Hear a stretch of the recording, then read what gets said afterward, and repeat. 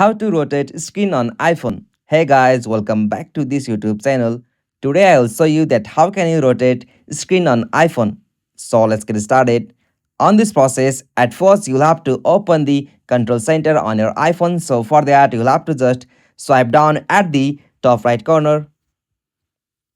Okay, so after you swipe down from the top right corner, you'll be able to see the control center. So from here, you can easily find the options like rotate icon. So it will appear at the just top right corner. So from here, you can as it is turn it on or turn it off. So you have to just turn it off. And after you turn it off, you'll have to just open any application that will support the rotating screen on iPhone. So after you turn off that option, you can easily rotate the screen on that application which will support rotating screen. So this is the easiest and simplest method.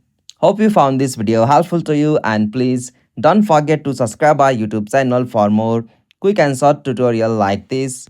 Thank you for watching this video. Have a nice day.